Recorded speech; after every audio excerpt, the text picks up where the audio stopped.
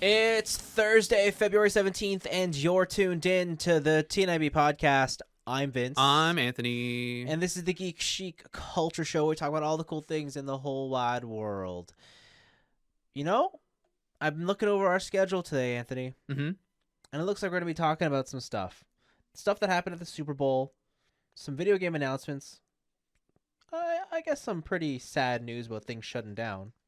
And stuff in our week. But most importantly, what could be more important than what we need to talk about? there's nothing going on this week. Dude, it's every week. you're There's saying, nothing oh my going God. on this week. This is 2022 is the weekend of it. Nothing going There's on. nothing 2-hour going on this podcast. week. Don't worry. I'll make sure we only stay to an No, hour. I don't think so. I'll cut up my whole week if we have to do it. I'll cut out your week if we have to do Cut it. out my week. Yeah. What the fuck? Yeah. That's not how this works, buddy boy. I can make it happen. I can make it No, happen. no. So- Illegal play. I saw some crazy news. Okay. We all love the MCU. MCU is pretty cool. I feel like Japan feels like they've been missing out, though. They don't got their own MCU. Have they? Is that true? I feel like Japan's like, listen, we see how much money they make. They've unified universes. Dude, they got anime. They got yeah, jujutsu- but they don't got anime that exists all in one universe. they got Demon Slayer. Exactly. But you're not going to see Demon Slayer show up in Attack on Titan. Not yet. Well, they're on their way. Okay. Because they have you seen that Hideki Anno has created his own version or his ideal MCU? Well, He's it's not- created the multiverse. Yes. Of what? Of who? It's called what is it called? The Shin Hero Universe. Okay. Sorry, Shin Japan Heroes Universe. All right. Okay. I'm in. They got Godzilla. He's not. Is he really a hero? They got Evangelion. Again? They got Ultraman. Okay. That one's more on the money. And they got Kamen Rider. Okay. Two out of 4. In Japan's eyes, listen, they're all heroes. Listen, Godzilla is a metaphor for the nuclear bomb. How could he be a hero? You know what? Everyone's a hero in their mother's Oh eye. my God. Terrible. And in this case, Hideki Anno is the mother. And Evangelion is just like child abuse the story. How? Again, everyone is a hero in their mother's eye.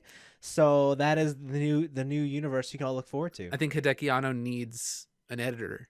All right. He needs to get some biases out of there. And So you don't want this, is what you're saying? I don't see Evangelion fitting in there, and I think he only put it in there because he's like, I created this. You don't want to see an Ava fight at Godzilla? Like, it'd be cool, but like they're not. When I hear like hero universe, Okay. Godzilla is not who I think of. Or, like, Okay. Fair enough. Shinji is not who I think of. Fair enough. I think Kamen Rider is a little small to be part of this hero universe. Yeah, but like, doesn't he like rider kick big things in certain shows, like depending on what No, Kamen Rider it is? not that big. Not Godzilla big. All right. What about those people in the? Who's that guy you were playing in Super Robot Wars, where his first upgrade is like size penalty negation or whatever? Shoot, I forget. Sakura Wars? Yeah, maybe. Okay. No. Give him something like that. No. Okay, sounds like you're not really too excited about this. I don't know. It seems kind of like Okay, I got reactionary. something else more Doesn't up your seem alley. very well thought out. I got something more up your alley. All right. And it's video game related. So, Okay. So I know you want It's this. the video game hero universe. I know you want this. All right. Netflix, your favorite company, They're okay. has announced a BioShock movie. God damn it. Oh, god damn it. Ugh. So this is what you really want, right? More than the Shin Japan Hero universe? You know what? I'm going to look at this. I'm going to look at this as an opportunity. All right? Oh. Because Oh no. listen, Ken Levine, he made some good games. Ken All Levine sucks. He's okay. He's aight. He made a good game. He made 2 good games. He made BioShock 1, and he made BioShock Infinite. Okay, sure. And then was it 2K Australia made BioShock 2? Mm, And like the Minerva's Den stuff, and that was pretty sick. okay. But it wasn't kinda Infinite was great. Infinite was fantastic. BioShock doesn't age that well. Gameplay wise, yeah. Story wise, there's one part. This is where the opportunity comes in. All right. Mm-hmm. If they can fix the ending of BioShock, because the ending of BioShock is like Did you save more than half of the little sisters? You are Jesus. Did you kill more than half of the little sisters? You are literally Hitler. And there's no in between in those endings. And like everything leading up to it is very like morally ambiguous. Isn't that how things work though? Isn't that life? I guess on the internet, yeah, sure. If Absolutely. you want to say that like BioShock is a progenitor to how political discourse is carried out on Twitter, then sure. That's exactly what I'm saying. You know what? Damn, Vince, hit me with the deep knowledge. Didn't even know. You didn't even know. It's okay. Sometimes your own genius surprises even yourself. That's what I'm saying. You know, like it's amazing sometimes. Sometimes I'm just like thinking about stuff. Yeah. I didn't even know I was thinking about sometimes it. I wonder how I've gotten this far in life, and then it hits me. Oh yeah, I'm a genius. I'm a fucking genius. Not full of yourself at all. Okay, so BioShock the movie is not really also what you want. Because I got one last thing for you. Dude, third time's a charm. I got one last thing. You like Amazon? No. I heard you've been shopping there lately. I only shop on Amazon when I have to. So like every day. Good. No. Good. Like once a year, maybe twice a year. Good. Well, you know they've recently announced Lord of the Rings TV series. Yes. It was the Ring of Power or whatever it is. The Rings of Power. There you go. That's the one. That's not the only thing they've been announced. Lord of the Rings related? Yes. All right. I mean, they Amazon, resurrected J.R.R. Tolkien. No. Amazon, maybe they have for this, because they would need him for this one. But Amazon has announced a Lord of the Rings anime. I guess can it be anime if it's made by an American company? Just because Amazon's publishing doesn't mean the studio developing is not. Who's the studio? I didn't read too far into it. Listen, come back to me with the hard facts, all right? So are you into this one? I've given you 3 top-tier options for I will things say, to be excited for. Lately, the Amazon production company has been bringing out some bangers, all right? I hear great things about The Boys. Invincible was fantastic. There was another show in there that I forgot the name of that was also making the rounds. And you know what? They're on a hot streak so far. So I think out of the 3, this is probably the thing. The Lord of the Rings anime is the thing. I'm probably the most optimistic about. Interesting. Yeah. Because listen, little secret about me. You love Lord of the Rings. I love Lord of the Rings. I know. All right. I read all the books. I think it's better than Harry Potter. I think as a kid, I tried to get through the Silmarillion, but I was too much of a dummy. I was going to ask, did you read the Silmarillion? I attempted it. Okay. You read The Hobbit, though. I read The Hobbit. Yeah. Hobbit's sick. All right. Okay. I like Lord of the Rings. It's very cool. All the Shadow of Mordor games are great. Okay. I mean, they get a little tiresome in spots. Dude, the end of the second one? I didn't play the second one. Oh, you didn't play the second one? Bruh. I got tired by the halfway through the first one. I was so sad when I learned that there wasn't going to be a third game, because the way that second game ends, Mamma Mia, third game would have been sick. That was the game where it's like there's a lot of cool ideas, but nobody cares. I care. Because it took place all in Mordor. Yeah. Right? Yeah, no one cares. I care. I cared. No. I played all those games. I got a max. You cared. Wow. Yeah. All right. That everyone knows that when Anthony cares about something, it's quality. Damn. Is that how that works? It's like the Nintendo seal of approval. Oh, I wish you had a sticker. That'd be sick. I wish you had a sticker. I should make a sticker. That'd be awesome. You should. Okay. Well, great. Let's just lead on to my actual picks this week. And because we've been talking about Lord of the Rings, Amazon dropped their first full trailer for The Rings of Power. Mm-hmm. Gave a release date, September 2nd. It's coming.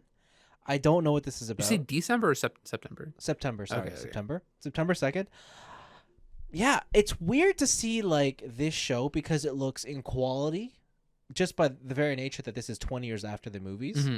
It looks so much nicer than the movies. and and that's usually never the case, right? Yeah. Right. TV budget is usually not as great. But because of the time difference, like it looks significantly better than the original trilogy. Even like, have you gone back to see like Avatar recently? It doesn't look as hot. Doesn't look that good. It's looking like Reboot a little bit. All right. A little bit. Looking like hexadecimal. I mean, it even goes as far back as, have you watched the first Iron Man recently? Yeah, it's looking like Reboot a little bit. Because like the The special effects are not that special. The little in the helmet HUD looking a little tacky. Even when he's doing the like hologram stuff, Yeah. it doesn't look that good. Doesn't look great compared to what they're able to do now. Especially when you see like the other stuff. Now they just make the holograms. That's He's true. not even acting. He's actually using holograms. That's true. But yeah, so the trailer looks all right. I don't quite know what it's about. To be honest, it was hard for me to pay attention to it. I just saw a whole bunch of stuff happening. High fantasy, baby. Yeah, like there's a bunch elves of elves and moose people. some swords. Hell yeah. And then You rings love of swords. power. Listen, the only way this trailer could have been better is if like just added in a samurai sword. Just like Whoa. hell yeah. Just sully the universe, baby. I guess this is interesting because I actually don't really like any of the Hobbits. All right. Like my favorite parts of Lord of the Rings are anytime they don't follow the Hobbits. Yeah, okay. All right. Actually, that's not true. That, you know what? That's a fair criticism. Like that's not true. I kind of do like Sam. I don't like Frodo. Frodo's kind of a little bitch. Yeah. Especially by the end when he's like, "It's my ring." Yeah. Shut the fuck up, dummy. Frodo sucks. Yeah. I don't know. Anyways, yeah, it looks cool. It looks good. It looks pretty good. As much as I love to weeb out, all right? As much as I love a good like Japanese mythology, right? Some Edo period anime. I do love my high fantasy. I do love my Western high fantasy. Yes. And I feel like I've been neglecting it a little bit. Probably. I mean, I think it speaks volumes that your favorite Final Fantasy is 12, the most Western hell yeah, brother. fantasy And also inspired one. The best playing Final Fantasy. The most MMO playing Final Fantasy. Hell yeah. Plays just like Xenoblade Chronicles. No, it doesn't. It does not. Listen, if I could set up macros in Xenoblade, might be a better game. You can. You cannot. You just didn't unlock it. Listen, I played 40 hours. If I didn't unlock it by then, you clearly missed the tutorial. Oh my. It's at the start. Oh my. If you don't do it, you don't unlock it. All right. Okay, the Super Bowl was this past weekend. Did you watch the Big Bowl? I watched the halftime show. I didn't even watch that. It was, man, we are now of the age to where like the stars we knew growing up are like, man, look at all these boomers on stage. Look at all this old people music. Yeah, I heard it was like Snoop Dogg and Eminem. Snoop Dogg, Eminem, Dr. Dre, Anderson .Paak was playing the drums. What? Why? 50 Cent was upside down. Mary J. Blige What? Mary J. Blige was there. What is this, 2001? Yeah. Right? So like this is the equivalent of when we were younger and like Bruce Springsteen came out and we're like, ugh, all this boomer music. I guess like when you put it that way, I should have watched it. Yeah. That does sound cool. Yeah, because we're boomers now. No, you're a boomer. No. I'm younger than you. And yet you managed to be a boomer. Damn. Listen. I don't know how you're doing it. Pick a side, damn it. Okay, yeah, but anyways, Super Bowl, known for their commercials and known for, in the past few years, or at least decade, a lot of the big Marvel trailers drop. Mm-hmm. So this year they had two. They had the TV spot for Moon Knight, so we get a bit more looking at that. Nothing too revealing here. It's a 30-second ad. Yeah, I was reading an article or two about that show as well. Apparently it's going to be like, what they're like, oh, this show is going to be brutal. We're holding no stops. Like, we're just going to, it's going to be, is Moon Knight like gory? Is Moon Knight like really violent? Is that a thing in the comics? I don't know. He must be if he's from Egypt. Those guys are rough. True, those guys are kind of nutty. They're not gonna lie. insane. Yeah. No, they had the locusts. They had a bunch of frogs rain down I mean, on they them. believed in burying their emperor alive. Hell, well, it wasn't alive. Yeah. Was it? Yeah. Mummification? Yeah, they don't go in dead. I'm pretty sure they went in dead. They don't go in dead. But didn't they like fuck up their brain with like a hook No. while they were alive? You get mummified and buried alive. What'd they do with the brain thing then? I don't know. I gotta look. Listen, this goes contrary to all my beliefs. What brain thing are you talking about? There was like a thing during the mummification process, and what they would do is that they would stick a hook up your nose, and they would like cram it up there so that they could mush up your brain and pull out your brain through your nose with all these hooks. Is that when you're dead? I guess so. I would hope so. Like, is that like a funeral thing? Maybe, but it was to like preserve the face better because then there's less like fleshy, meaty shit breaking down in your skull. I guess so. But either way, like, yeah, you go in alive. Like, damn. Yeah. I always thought they went in dead. I have to look at this. It might be fake news. I'm not sure. We'll no, see. you don't go in dead because you just ascend to the, True, to the true. sun god. You hang out with all your cats. Exactly. All right. That's how the ballers go out. We how just ascend. That's how I plan. It's in my will. I set it up already. Ascend? Ascend? Yeah. Oh. Sir, how would you want to? You want to be buried? You want to be cremated? I want to ascend. I got first row tickets to that one. I gotta see this go down. Might kill you tomorrow just to see it happen. Oh my god, technology's not there yet. Okay, you gotta relax. All right, you got patience is a virtue. I understand. Right. I do not understand that. Okay, the next one they showed off was the first full trailer for Doctor Strange and the Multiverse of Madness, and now you get a better look at what this movie's about. Scarlet Witch is absolutely Scarlet Witch, and they've kind of positioned her as semi-villainess in this one now. Yeah, she's sort of questioned her morals or I guess humanity's morals and whether or not what she's doing is right or wrong, which is far more interesting than her standard. I can shoot red stuff. Yeah, what do they call her? Special girl? No. Special girl. No, they don't call her Scarlet Witch though in like Avengers. They call her by her name? Yeah, but what's her name? I don't Wanda. remember. Wanda. Yeah, They just call her Wanda. So yeah, Wanda girl. Yeah. Trailer looks cool though. I mean, it still looks awesome. I'm kind of mad Why? at this trailer Why? because like I was done with the MCU. Oh, but now you win. And then I was just I have memory of saying this on the podcast, saying like, listen, I'm done. But if they get into multiverse shit and it looks like they're doing it well, I might be back in. Oh, why didn't you watch Spider-Man? And now I saw this trailer and I'm like, oh, I gotta watch Spider-Man, I guess. Yes. God damn. Just watch it. All right. It's the third all-time highest-grossing film. Behind Endgame and what's that one? Something Titanic. No. Birds. No, I can't remember. Birds of Paradise. You know what? Who cares? All I know it's made a lot of money. It's a big deal. It's still in theaters. Damn. So you can still catch it. Maybe I can see it in theaters. We'll see. Yeah. And then the last trailer was a Netflix movie, and it's for the trailer for the Adam Project. And when I first saw this trailer, I thought it was like a big screen movie. I didn't realize it was a Netflix film. It's a Netflix original. Yeah, but this is Ryan Reynolds' next movie. Ryan Reynolds, once again, playing himself. Yeah. The story is he goes back into the like he's like a future agent soldier spy dude, and he goes to the past to fix or change something. He goes revolving himself. Yeah, he goes to the past to meet himself. Yeah, but it probably centers around his father. Because his father went missing, Mark Ruffalo. Yeah, who is paired with Jennifer Garner, and the two have not been on screen since 13 going on 30. Hell yeah. And that was like the big thing that everyone's freaking out about. Mark Ruffalo's in 13 going on 30? He's the boyfriend. Oh. Maybe have I seen that movie? I don't think so. Really? Like when she switches body, like whatever. I know the premise, but I don't know if I've seen that movie. Yeah, yet. the little boy that she has a crush on, that's Mark Ruffalo in the future timeline. Wow. Then they picked up Zoe Saldana, so they got a star-studded cast. Zoe Saldana looking primo in this movie. She looks hella hot. Loving it. Yeah. Can't complain. This is like every time Ryan Reynolds releases a movie on Netflix, I'm just like, man, I don't care. But this one looks pretty good. Yeah, this one does look good. Like better than that Rock one? Much better than that Michael Bay movie? I still got to go back and watch Free Guy. I guess that's out of theaters now, yeah? Yeah, that's on Disney Plus. All right, well, I'll never see it. Okay. I want to watch it. That still looked pretty cool. I heard it's pretty cool. It's been like a year now, though. So I don't know. That whole thing, it felt like, remember Snakes on a Plane? Yeah. Samuel Jackson, where everyone was like hyping up, like, yo, Snakes on a Plane. Oh my God. It's like, oh, Free Guy. It's like hyping up. And then after it came out, I heard nothing about it. So I just assumed it bombed like Snakes on a Plane did. I don't know.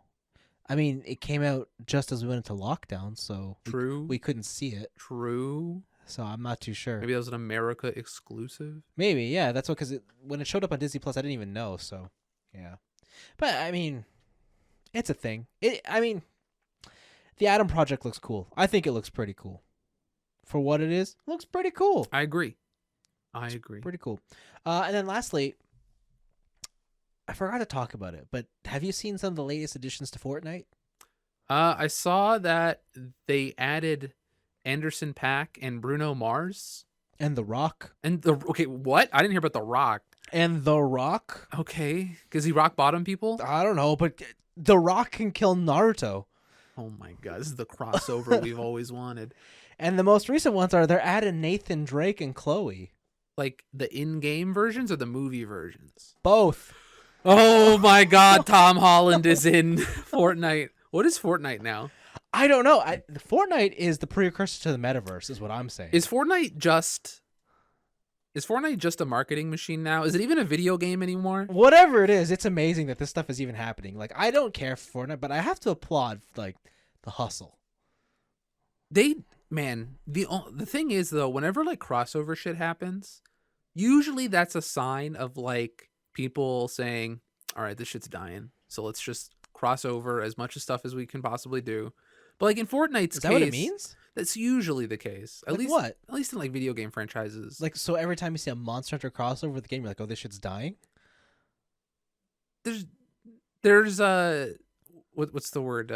Outliers to this rule. Oh, all right. Okay. But usually when you see like old franchises and stuff like that, it's like, oh, we're gonna add Samurai Showdown to the King of Fighters trading card game. This theory you have only applies to hyper niche Japanese games. Yeah, that have been dying out of the gate. And that is 100% of my like cognizant like knowledge of pop culture. All right. Jeez, man. So now when I see this, I'm like, is Fortnite dying? Fortnite's only gotten bigger. Is Fortnite dying? Dude, they got Tom Holland and Nathan Drake. And Naruto. And The Rock. You can fight Sasuke. And you know what you can do? You can buy Jordans for all of them. Oh, wait. Did they ever do a Fast and the Furious crossover? I don't think. Yeah, I guess Vin Can Diesel's I get the Vin last. Diesel to shoot The Rock? And then like, or can I get Naruto and Vin Diesel to power up with the power of family? No. And they have like a combo attack, like a combo Rasengan. I don't think so. Like, okay, imagine. All right, so Dom driving his Charger, right? Drives it off a cliff. But then Naruto, Kagebushin no Jutsu on top of the car. And they use the acceleration of the car. And he charges a Rasengan on the hood of Vin Diesel's car. I'm going to go with a no on that one. Hell yeah. No. That's a free one, all right? Like, just don't have to credit me, all right, Fortnite? That's free. Just put that in there. It's a no from me. It's a no from me. All right, okay. Okay, cool. Anyways, those are my picks. I'll start off with some short ones. There's a game trailer for a game called Moto Rotor MC. So the reason I'm bringing this up is that this was a very old PC Engine CD game. So TurboGrafx, like the console nobody bought, for the add-on nobody bought, with the console nobody bought.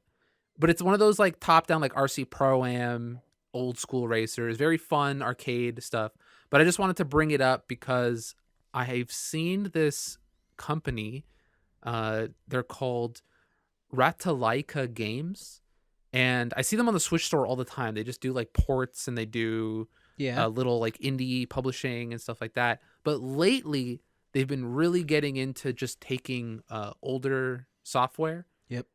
Like maybe like Mega Drive games and more obscure Neo Geo stuff, 3DO shit, and taking that more like abandonware product and kind of the hidden gems within those sections, and then bringing them to the modern era. And I just wanted to like bring up Moto Rotor MC because I think that's really cool. All right. Cool. But yeah, it's like a 4-player local co-op, and I think it's up to 5 players on the Switch. And you can play top-down, old 90s, late 80s style RC Pro-Am racing games. It's pretty cool. Neat. I don't think any of their games go for like anything over like $5, so it'll be like a cheap pickup, little fun thing to play with your friends once in a while. Some might say $5 is too much for this, but okay. They'd be wrong. All right, those people would be wrong. We got some good news. The Steam Deck. I've heard of this. It's been coming out, right? Or it's been planning on coming out for a while. You're getting one, yes? I wish. Really? You'd actually want one? I think it looks pretty cool. All right. And I think it's especially cool because now Steam, they have teamed up with the website iFixit. And through iFixit, they will be selling replacement parts for the Steam Deck. Okay. So this is pretty cool for like right to repair stuff when we're getting into like an Yeah. age of Yeah. electronics just being like send it to the manufacturer or else like we'll kill you. Where Steam is taking or Valve is taking the opposite approach. And they're like, we're gonna work directly with iFixit. We're gonna let them do a whole teardown. Yeah. We're gonna give them schematics, and it's gonna be openly available for if you have the means or you know somebody with the means, you will be able to fix your own Steam Deck. Okay. And I think that's pretty cool. Neat. It's really good news. Neat. After that, speaking of fixing things, Cyberpunk got their 1.5 update. They did. Yeah, they did. I feel like I might grab for Cyberpunk now. Okay. It's currently on sale on Steam. How much is it? It's 50% off, so $40, I guess. Okay, yeah, because on PS5 it's 30. Ooh, but I don't have a PS5. You have a PS4. Yeah, but I don't want to play the PS4 version. Oh, why? Because I think my PC is stronger than my PS4. You're probably right. And also these kind of games, like The Witcher style, Oblivion style, I kind of want to play on PC anyways. So yeah, that came out, tons of upgrades. You were telling me that they have like haptic feedback controller support for the PS5. Yep. What else is there? Just like if you go onto their official patch notes website, it's just you keep scrolling and it's just like fix after fix after fix after fix. And it kind of seems, at least to me, this might be the time where like I've been holding off on it because of like this game's pretty fucking broken. But now seems like it's up to a point to where it's probably acceptable to grab. So just a little PSA. If you haven't grabbed Cyberpunk, see that was too broken. Another big patch came out, fixing a lot of stuff. Yeah, so I downloaded it on my PC again. It doesn't launch. So Nice. I don't know. Yeah, but you're running that new tech. Yeah, I am on Windows 11, but I've been looking at boards and like I don't know what it is. So maybe I'll just uninstall a graphics driver or something. But I downloaded it on the PS5 because they have a 5-hour demo you could try. Oh, nice. Or the PS4, whatever. And I think if I go back to it, it's gonna be on the PS5. Oh, really? With those haptic feedback controls? I like it because I played it originally on a controller anyway, so I don't really care. Okay. And the game is just so much more nice to play when you have aim assist. Okay. Right. Driving is just nicer. They changed a lot of things, like a lot of the physics, so the game feels completely different. The only thing is I probably won't go back to it just yet. I'm going to wait for the first like major DLC drop just so that when I play through it again I have more. You mean for like the what was it? The like expansions or whatever? Because I know they've been giving out a bunch of free DLC with these patches so like and in this too. patch you have like 4 more apartments. They've added, like, they've beefed up a lot of the romance options. They've given you more secrets and things to do. More haircuts. Yeah, more... and I think that's definitely a way to go. But I think because I've already beaten it, I think if I go back, I need bigger incentive. I mean, that said, I've played like the first hour again, and I can already tell it feels like a different game. Like it's worth playing now. Nice. And also, the reason I want to play my PS5 instead is just because this is the type of game that really benefits from having a really nice display. All right. Okay. Just because they've gone for that again, the cyber like neon color, like. All right. You know why it's not been booting? Because it sees your super ultra wide. It's jelly. You run it on the super ultra wide, baby. Yeah, but the super ultra wide isn't as nice as the OLED. Is it? All right. Okay. This screen's not as nice. Seems like pretty nice. That's not as nice. All right. It's just wide. It's just wide. All right. That's fair. Yeah. But yeah, so that's that. After that, Disgaea 6 is back in the news. Uh-huh. Because it's finally on a console that I want to play it on. The PS4. Wasn't it always on the PS4? No. So Disgaea 6 originally was Switch exclusive. Oh. And the reviews what? Yeah, the reviews came out and they had a bunch of performance issues. Yeah, because the Switch is garbage. The older the Switch gets, the more and more I'm like, damn, they need a Switch 2. Switch Plus, Switch Pro. It's just so something ass now. Like, I can't believe it. I honestly also can't believe how fast the technology has aged on the Switch. I mean, like, when it came out, we all knew that it was super underpowered. Yeah, but I also didn't expect it to get, like, I guess so apparently old so quickly. Oh, I always knew that it was going to get old quick. Right. But Yeah, I just couldn't believe that we're on year 5 of that, and like there's been no OLED switch. Dude. but there's no like power bump, right? Yeah. Like when the Xbox got the, what did they get again? The One S, Yeah, and then the PS4 Pro. yeah. Like I'm surprised the Switch never got that. Well, I don't know. But yeah, so Disgaea 6 is coming out on the PS4 and PS5. But it's coming out with their complete editions. Is this like DLC included? Yes. So if you're a Disgaea fan, you know that usually you'll get Disgaea, right? And then they'll release a bunch of DLC, a bunch of characters, side missions, stuff that's like super ultra like the end game of all end game type shit. Okay. And now the complete editions, usually I think before they had to come out on the Vita, and other stuff, like they replace like Disgaea 4 and 5 plus or complete plus or whatever, and they come with all the DLC plus bonus stuff. Oh, okay. So this is that. All right. This is the complete edition, just as it says, of Disgaea 6. So if you want to be doing quadrillion numbers of damages to enemies, you can now do that on a console that can run the game. What's the so Disgaea? I haven't played them since they were on PS2, but these games aren't hard, right? So the difficulty of Disgaea doesn't come from the gameplay, really. It comes from efficiency.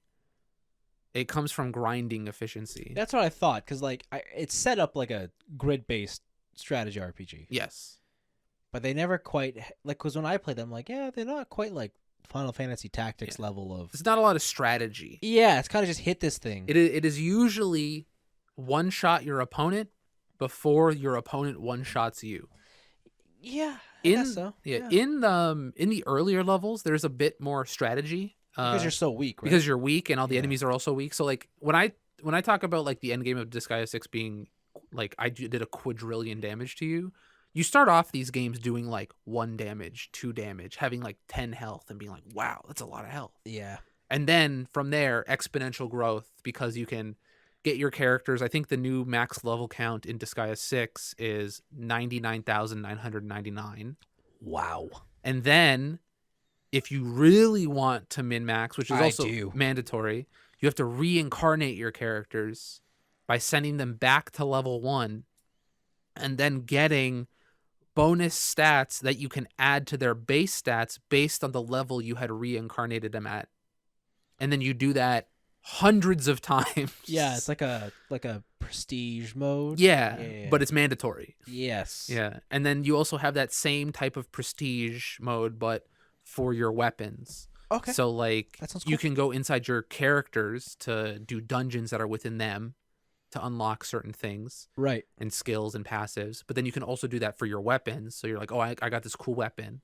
But I can go inside the weapon to add a bunch of passives to that weapon by killing specific monsters inside the weapon dungeon. And it's basically anything that has a stat point in this game, you can probably level it up. Got it. And that's why people like Disgaea, because it's just so wild. It's just so crazy. Yeah.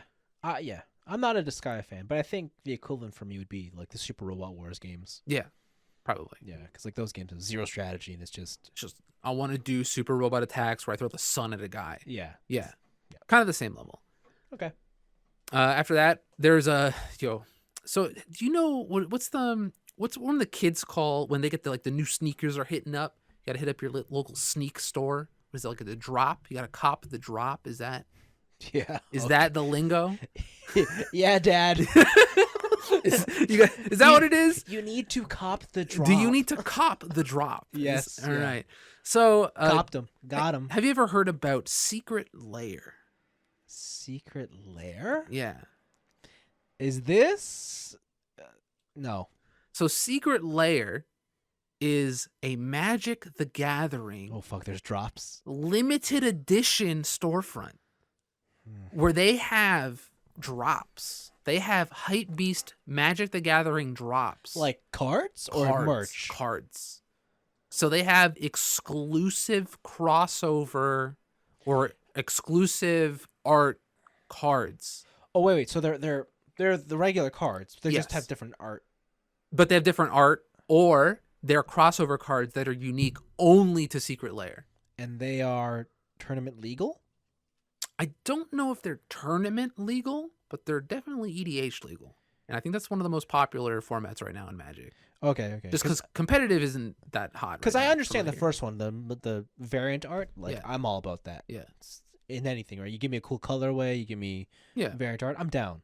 But if you're telling me like this is like a exclusive store that gives you actual gains, Yes. So far, I haven't heard of like, any of these secret this layer is the cards. equivalent of me buying Jordans at one store because it has rockets on them. It could be. Oh my god. It could be. So the thing is like with these cards, at least the crossover cards, the exclusive ones, there hasn't been anything too crazy or too unique to these cards that have made them crazy powerful. So I don't know if they're like tournament legal because I've never seen them in tournament. For sure. I haven't really looked it up. But the latest drop to cop at the MTG Secret Layer store is the Street Fighter crossover. Oh. So you can buy Street Fighter MTG cards. They're all legendary creatures, or legendary humans in this case. Yeah. And they all come with their own unique skills. And because Yeah. they're legendary, for all you EDH kids, this means they can be used as your commander. Oh, I see what you're saying. Okay. And they all come with their own like little cool thing. So Guile, the Sonic Soldier, he's a 4/4 for 4, but his colors, baby, red, white, and blue. Hell yeah, America. All right. Chun-Li, she's a blue and white creature, 3 mana, 3/3. All right. But her little gimmick, she has a multi-kicker. A multi-kicker in Magic terms is a little cost you can pay to power up some sort of skill depending on how many times you kicked it. But it's Chun-Li, so she's kicking it. Get it? I get it. Yeah. Ken's red white. You got Ryu. He's white red or same thing, but just in reverse because I think the base. What is it?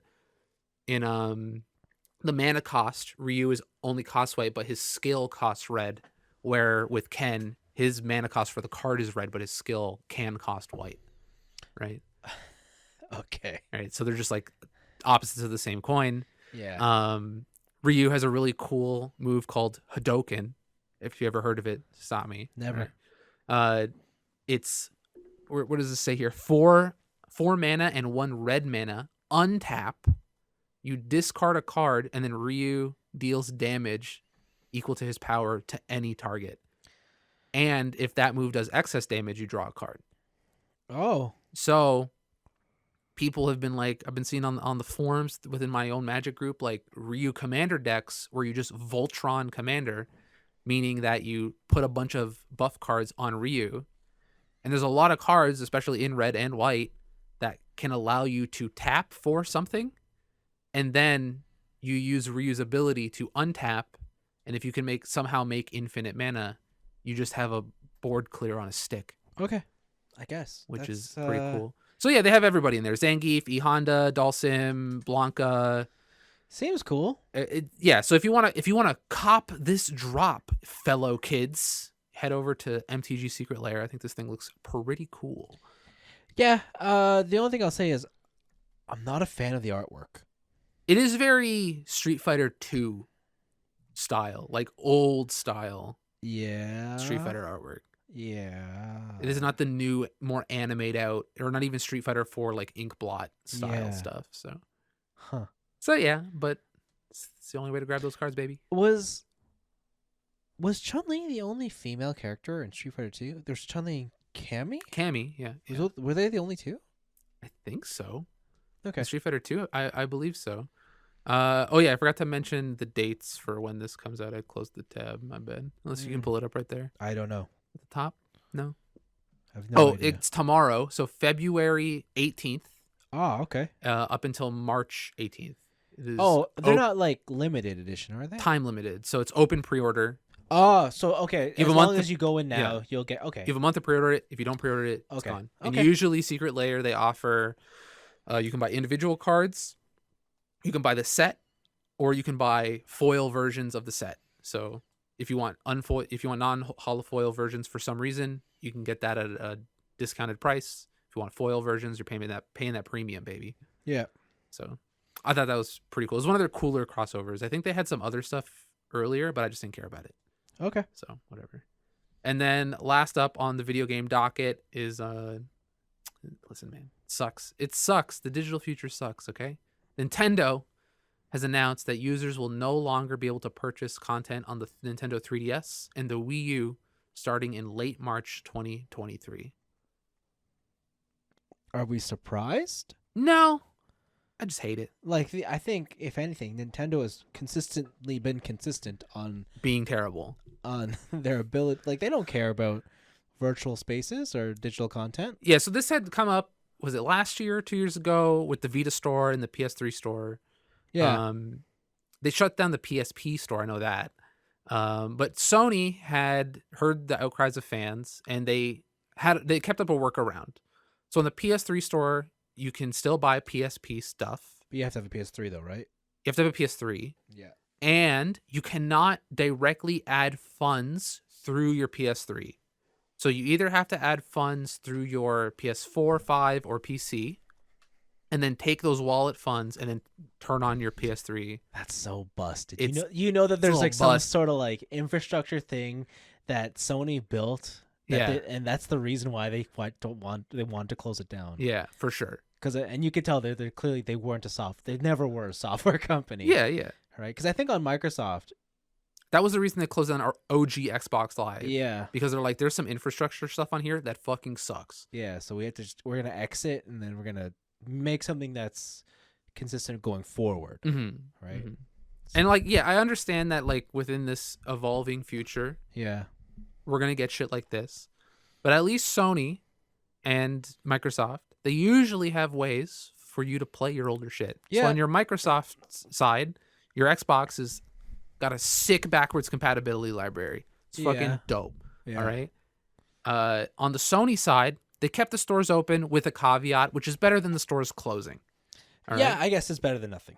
Right, it's absolutely better than nothing. But Nintendo, oh baby, Nintendo, they don't give a fuck. All right, Nintendo has straight up come out and said they're closing. All right, anything that is downloadable on this store will be gone, and we have zero plans to make any of this available in the future. Yeah. And this is pretty big. There's a lot of like, I'll be honest, there's a lot of junk on the e-store. All right, there's a lot of like $1 games. Yeah, I saw this news and I saw an article that's like, here are 13 great eShop exclusive games. I'm like, they're all shit. They're all shit. So there's a lot of junk on there, but this also includes DLC. For sure. Yeah. So there are certain games like Vince, one of your favorites, Fire Emblem. Yeah. All right, was it the Fire Emblem Fates on the 3DS? Yeah, there was yeah. There is a DLC exclusive story to that game. Yeah.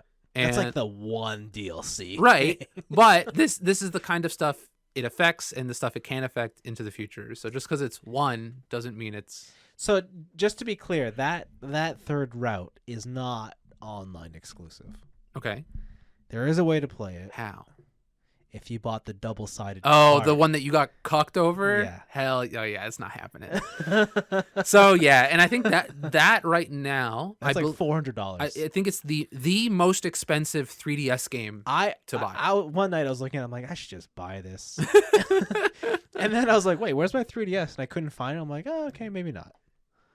Oh, you didn't give it to me, so I don't have it. Yeah, I So. know. It's here somewhere. So But yeah, it kind of sucks. I know the Video Game History Foundation kind of went on Twitter just kind of blasting Nintendo, being like, hey, you guys are absolutely dog shit at preserving this stuff, right? And you say you're about preservation, but yet you do nothing. And you actively try and shut down people who try and preserve it. Because I didn't know this, but apparently Nintendo doesn't offer their stuff to libraries. no. Yeah, when I went, I saw this and I was like, okay, maybe it's an American thing. I went to our like local library website, no Nintendo games. Yeah. I didn't know that. That's wild. Because Nintendo protects their IP. A little too much. A little too much. I mean, but okay, I'm gonna play the other side of the coin here. Okay, just do for the sake of the How argument. dare you? But Nintendo operates like a proper brand, like a proper, I want to say, luxury brand. Yeah. In that they only make so many things. they will end production, and that's it. Mhm. And then they won't let other people, like you said, like libraries to come in. And I have to, like, a part of me is kind of like, I kind of have to applaud them for, like, because they have this mission and they're gonna stick with it, even if it pisses a whole 50% of the community, and the other 50% are gonna continue to buy Mario, to keep buying Mario. That's the reason why those games never go on sale, right? Mhm. That's the reason why you get all that shit. Like, why Kirby games only go up in value. Exactly, and it's like one of the reasons why Nintendo games are the few games I'm okay buying on release day at full price, because a year from now it's still full price, and now you've missed out on the zeitgeist, the discovery portion with the community. That's right? fair. And in newer cases too, they also had a limited drop. Remember the 3D All Stars collection or whatever? Which one is that? It was like Super Mario 64, Super Mario Sunshine on the Switch. Yeah, you can't buy that anymore. Absolutely, it's gone. Yeah, and like, it's awful as, I guess, someone who wants to, yeah, you're right, preserve the video game space, but as I guess as a brand, I couldn't be more like in awe of just the balls on these people. It's nutty. It's crazy. Yeah. I guess the only thing I would have to say to that is that I'm mad that they're so good at it. Yeah. Because even with luxury brands, dude, I can go get fake Gucci. Like, I just gotta drive an hour. Yeah, you can't get a fake Mario. Right? Yeah, I can't get a fake Mario, right? I can't get a fake Kirby. Yeah. But like, if I want that fake LV, flex it on the boys. Yeah. And like this, I think this extends to a lot of their IP. Like, even though we all go to these directs wishing for, like, oh, and I'm super guilty. Like, give me Metroid, give me F-Zero, give me another release of Chrono Trigger. Yeah, like, if there's one thing Nintendo's been consistent about, and this is especially true for generation to generation, is they've always like been hard and fast to try and introduce their new IP to get you to love their new IP. Yeah. And then you do love it, and they're like, sorry, next gen, here's another new IP. Yeah. Oh, did you love our new IP? Yeah. Get fucked. Yeah, and it's like, I hate it because they do make me invested, but then they're like, we're ready to move on. Like, that was a time in our life. We all like it. Let's go. So, yeah, it sucks. But again, no one's surprised. I'm kind of just inspired. So this has, again, brought up a lot of sketchy shit in the games journalism sphere. Of that's always fun. Games journalists just straight up being like, here are links to to piracy, to jailbreak your 3DS, to jailbreak your Wii U's, and stuff like that. And the thing is like, I know that jailbreaking is very useful for preservation, right? And because you own stuff, you are legally allowed to make digital copies of whatever you want, right? It's your product. You own this console. You can jailbreak it if you want, right? But the way they advertise it is not like that. The way these people are advertising it is just like, hey, there's this thing called tiramisu on the Wii U. Just pirate the whole store, buddy. Just do it, right? That's the tone they're bringing off there. So it's the tone of piracy isn't stealing. Yeah, it's not stealing. It's reclaiming what is yours. And it's just like, guys, I'm not gonna say you not do it. Chill. But let's just call it what it is. Yeah, just relax. Let's all get on the same page. We all know what we're doing. No one's gonna judge you. Just come on. Stop trying to be Superman over here. I'm doing it for the people. All right. Oh God. Okay, Robin Hood. Yeah, I know. Steal from Nintendo, give to the middle class, I guess. Sure. Or the rich who just missed out. True. So yeah, that's happening. Yeah, March next year. So a little shutting over a down. year. And then if for some reason you have any eShop gift cards sitting around, those exist. August 29th is the last day for you to redeem those gift cards, and then that money will forever be unused. Mine. Okay. Nintendo's. It'll forever be Miyamoto's. Damn. Okay. So yeah, there you go. There's a lot of good stuff on the Wii U, and there's a lot of exclusive. Well, there's not stuff that's not exclusive on the Wii U, but the gameplay experience is exclusive on the Wii U. So especially their launch stuff like Wonderful 101. There's a lot of stuff that uses the tablet in a way that doesn't happen on the Switch. Man. And you won't be able to experience that style of gameplay anymore. Damn. There was a time when Nintendo was all about the touchscreen. Switch still has touch, dude. Yeah, it has it. Who uses it? Nintendo. No, they don't. Once in a while. No, they don't. They've even abandoned it. Well, they abandoned everything. There was a time when there were like 2 screens and one of them you could touch. That's the future. Hell yeah, and you can use this one as like a map while you're looking at the. That was like the big Xenoblade one, right? Because you could have your mini map on you at all times because it's your tablet. That was so nutty. When they were like, listen, you're gonna have a TV, then you're gonna have this coffee table with this tablet. Hell yeah, And it's then your second monitor. And it's like, what? God. And then if you want to play online with your friends, just take out your phone, download the app, and then See, and that's why sometimes I can't be mad at Nintendo. Because Nintendo does some wild shit. And I'm there for it. Whenever they're throwing, like, yo, 3D Rumble. How many games have used it? 2.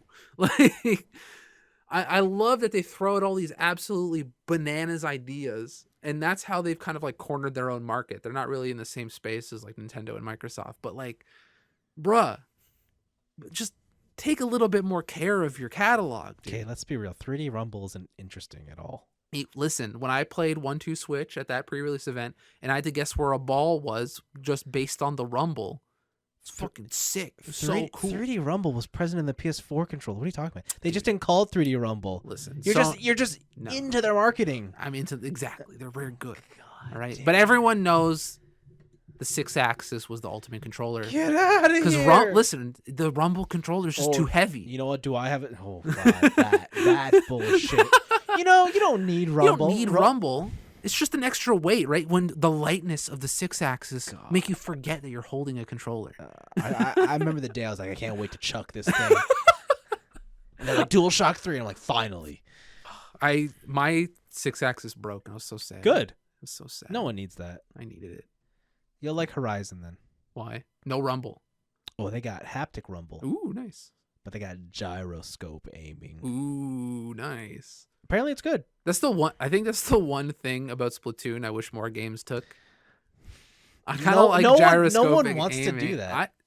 This kid plays exclusively Splatoon on gyroscope. No one wants to do that. He only does it. Do you know what's better? What? The VR one, where you have the 2. Oh, that's cool too. And I think that's better than the That's cool. gyroscope. All right, but trackball aiming. All right, get a trackball mouse. Okay. Why? Flip that trackball around. What's wrong with you?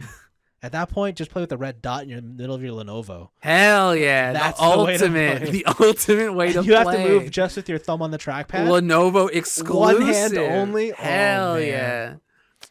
That's the Keep way. that other hand free That's the way. for other activities. That's the way. All right. So yeah, those are my picks. That's the news. Everyone go yell at Nintendo and download a bunch of Theater Rhythm DLC. Great. 'Cause that's what I'm gonna do. Okay. How about let's just change gears and go into a question to chew on. Ooh. Paul Chu writes in. Do you know what I love?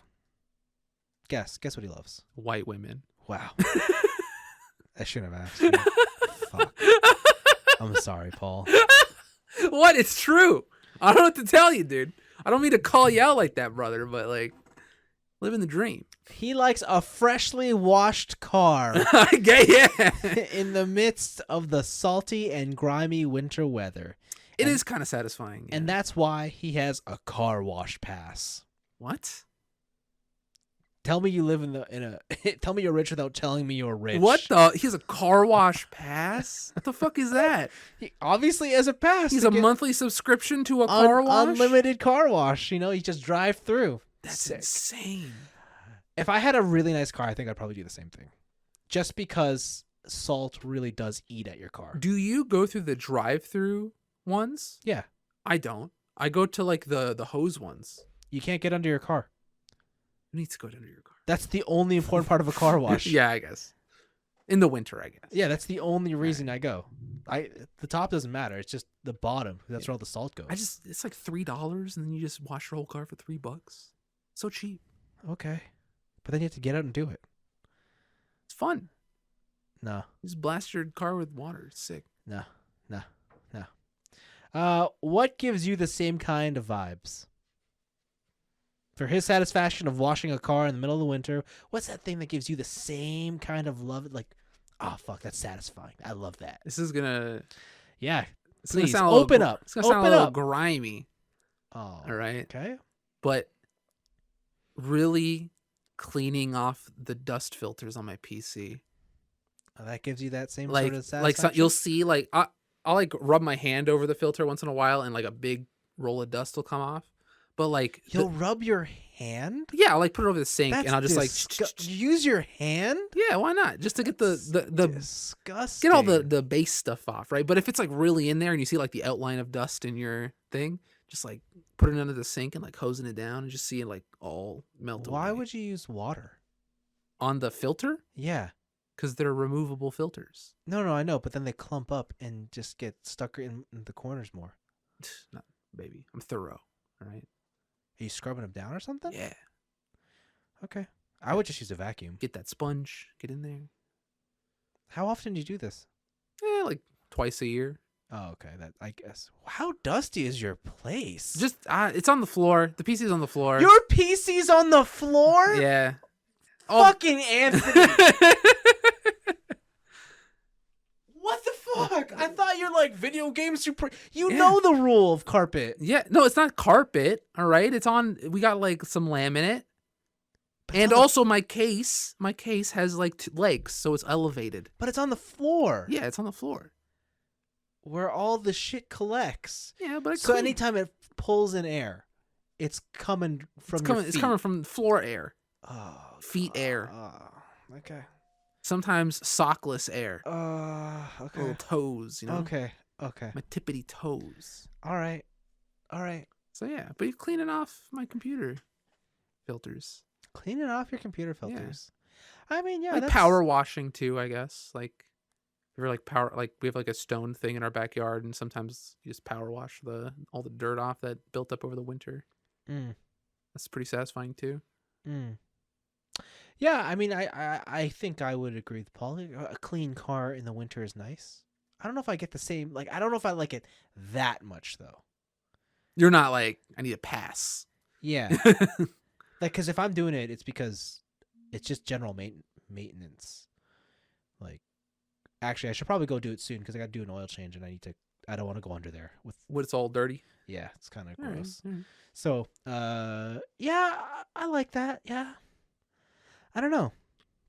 I'm not entirely sure. There's a lot of things that I find satisfying, like a lot of simple things in life, but like I like it when like my toenails grow really long and then I cut them off.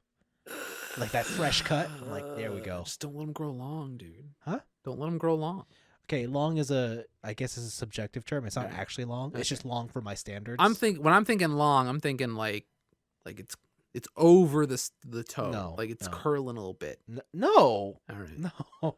Right. I wouldn't fit any of my shoes. They'd be so painful. No, that's why it's curling. No, it's growing. No, I would cut to my the curvature socks. of your shoe. I would cut all my socks. Yeah, you probably would. No, no, but like, what's long enough where it's like time to cut them, and then you clean them, and you're like, nice. Yeah. Actually, I love getting a haircut. Like a fresh haircut. Like if I could, I would get one all the time. Every day. Like every day your hair grew out long enough to get a haircut? If I had the financial means to just do it every day, I would do it. Satisfaction. I'm trying to think of other stuff. Because like the haircut one made me think of like other people shampooing your hair. So that's different. Like that's like a massage. Yeah. But like that's not the same. Like, but like the scalp portion is so much different than like getting like a body massage, right? Yeah. When someone massages your scalp, that's like next level satisfaction. Nah. You're not a scalp guy? No. You don't want people touching your hair? I like it when dudes just crush my muscles on my back. Oh, that's gay. I'm into that. All right. Yeah. But then again, when I get my haircut, I get it like buzzed, like sides and back. Oh, okay. And when I get a haircut, that's like the fresh. Yeah. Yeah. So if I guess it's not as relatable if you're the type of person who just gets like with the shears. When I get a haircut, I take off a couple inches. Yeah. So it's not. I guess it's not the same. Yeah. Fresh shave is always nice. I guess that's always this similar. It can be. Yeah. Feeling. Yeah. Little baby face. Yeah. Yeah. But otherwise, I don't know. Nothing. I don't think I got anything as hardcore as bought a car wash pass. Yeah, that's pretty hardcore. I mean, I love fresh sheets. Like when you change sheets. Oh, baby. Like, that's awesome. You ever just like take your sheets out of your dryer and then like just like wrap yourself in them a little bit? No. That's what I do. No. Sometimes I'll have like if I have like short sleeves on and like maybe some shorts on in the house, just like walking around, and like I take the fresh dryer like sheets out of the dryer, I'll just like wrap them around me to get that little, that little drier, fresh warmth. No, Pretty good. You No. should try it out sometime. I would never. You should do it. I would never. Because then I have to wash them again. No, you don't. What are you talking about? You're clean. No, because like, what if I'm like doing something during the day? Like, what if I'm in the middle of cooking? Okay, well, it's relative, dude. If you just came back from wallowing in the mud, yeah, don't do that. Exactly. All right. But if you just like, hey, I took a shower this morning and then I'm also doing laundry and I haven't really done anything else all day, just do that. No, because usually I do everything in the same day. Like if I'm cleaning, I'm doing laundry, and whatever. Gross. Gotta multitask. Maximize your time, right? Not enjoying life, dude. What are you talking about? Just take it as it goes. Just go with the flow, bro. Nah. Be efficient. Only efficiency. Yeah. All right. Yeah, but there you go. Those are some cool vibe things. I don't know. That's all I got. I started going to the bathroom in the dark. That gives you the same sort of vibes? I don't know, it's more relaxing than with the lights on. What? Like if I gotta go for like a number 2, Yeah. so I'm gonna just turn the lights off and just poop in the dark. Why? I don't know. It's just relaxing. Like sensory. I don't know if it makes a difference to me. I don't know. I didn't think it did either, but like I was just like, I kind of enjoy this more. Why? Are you so ashamed of yourself? You want to turn the lights on? No, listen. Are you like, this is such a shameful moment in my life? My body is a temple. I am Adonis. All right. There's nothing wrong with my body. My body is I didn't say there's anything wrong with your body. I just meant the action of shitting is so shameful. No, the action of like shitting. your body's so good. Listen, it's so pure. If that it the was thought of socially yeah. socially acceptable, I'd be like, hey, check out this log. All right. I just dropped a deuce. Absolute monster. I'm not talking about the quality of your shit. I'm talking about the action of your Adonis-like body producing excrement. Hell yeah, it should. All right, that's part of Yeah. life. You got to take the good with the bad, the ugly with the pretty. I don't know. All right, Shitting in the dark? I don't know. try it out. Just one day you're taking a shit, just shut off the lights. Just try it. Nah, It's not bad. I'm okay. No. Do you have a window? No, it's just dark. Or because like if I do it, if there's like sunlight coming through, then whatever. But if I'm taking a poop at night, Yeah. then you shut off the lights. Okay. You just try and just take a poop at night. Maybe it's a little more relaxing. All right. Okay, do you like? Okay, I gotta ask you this question. This is like totally off topic. Do you like small spaces? What do you mean by small spaces? You know how like people get claustrophobic? Like if it's a small space, they get like fearful. Yeah. Do you ever do you enjoy being in small spaces? I mean, generally speaking, I'm indifferent. I guess I'm sure there's a certain scenario where like I wouldn't like it. In terms of like, it'd probably be more of like a comfort thing. Like if I have to like crawl up into a ball, probably not. Mhm. But if you're talking about, do you mind being like in somewhere that's just small in general? Not really. I don't really care. Because like I've never had an issue with like large spaces or like big spaces. Like if I'm just out in an open field, I think that's pretty cool. Who does? Right? It's pretty sick. Right? But if like I'm in a very small space, right? If it's like a small bathroom, Yeah. all right, or just like a small room or whatever, I kind of find like I get a sense of comfort of being in a small place. Okay.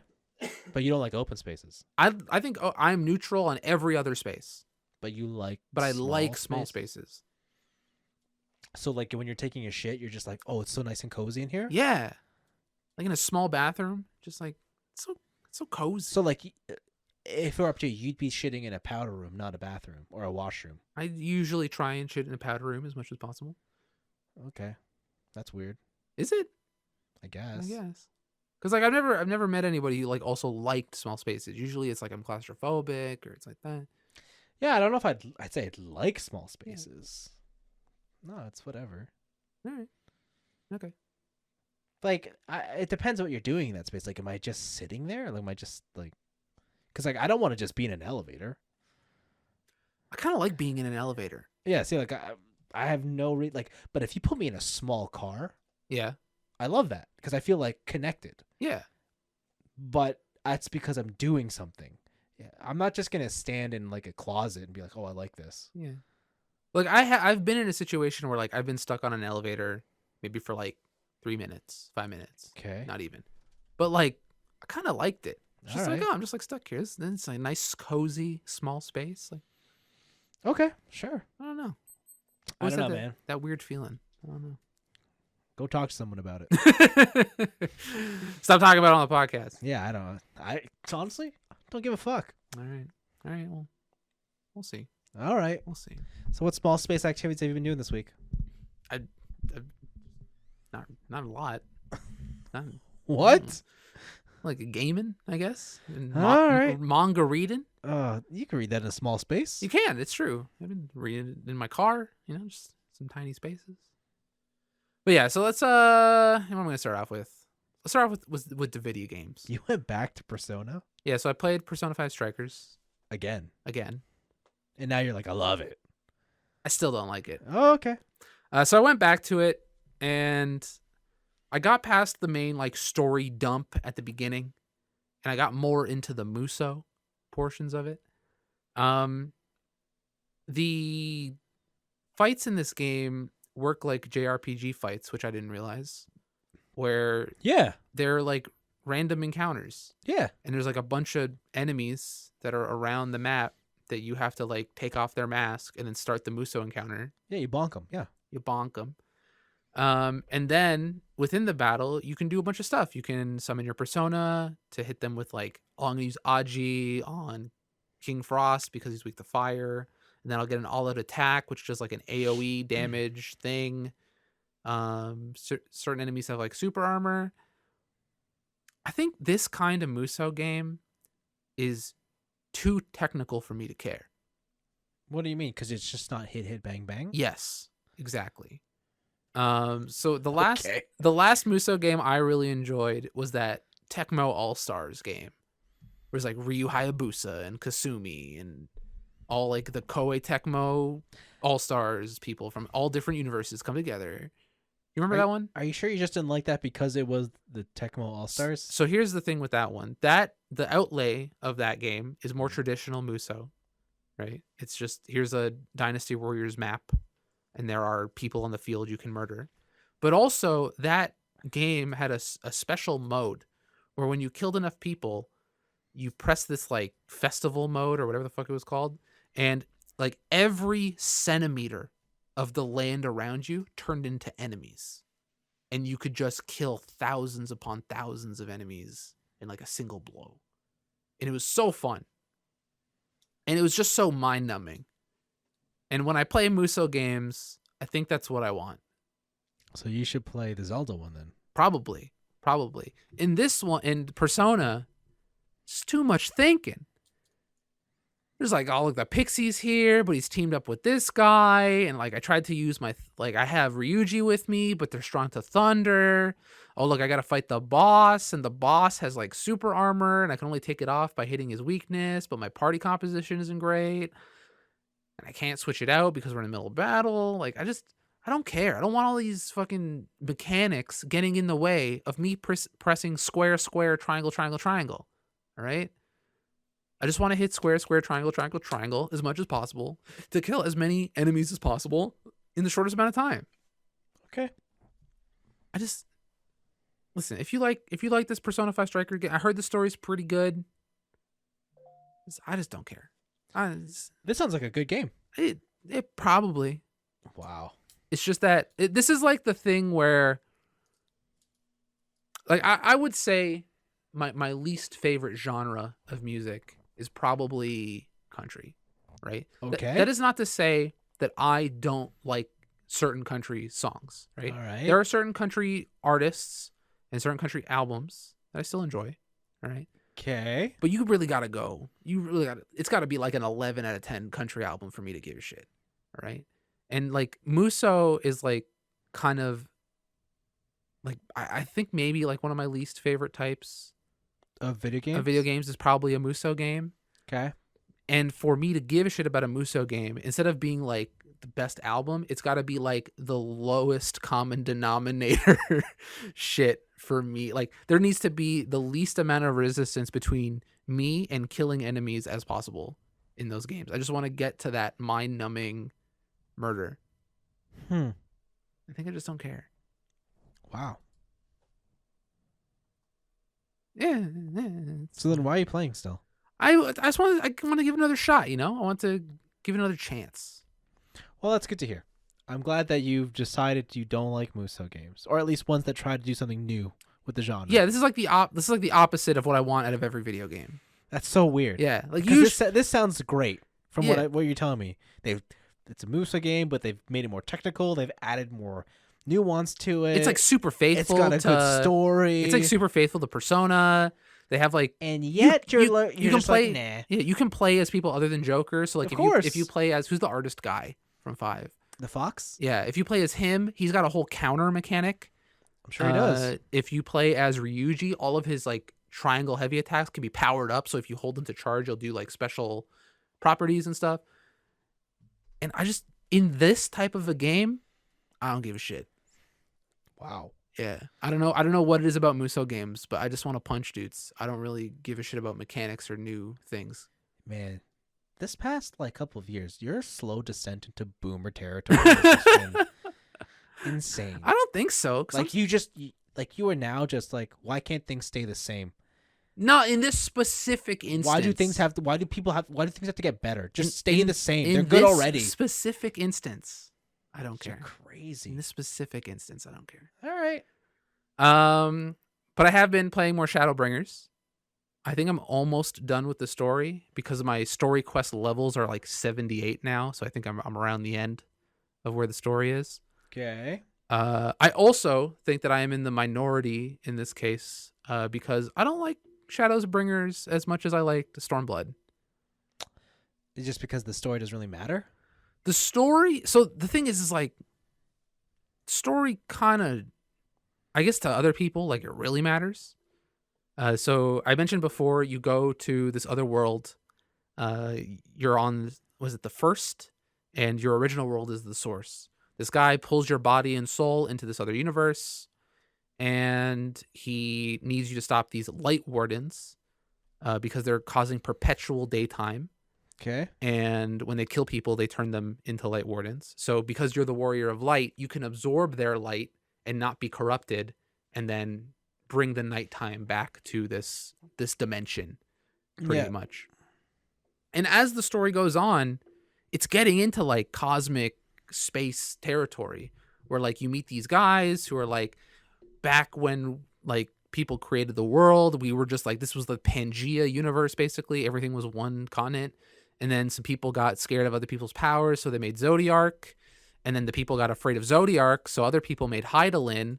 And Hydaelyn is the god that gave you the power of light, and Zodiark is the god of dark, basically. And then it split up all the universes, and it made all the blah, blah, blah, blah, blah, right? So you're getting into multiverse, you're getting into like cosmic shit.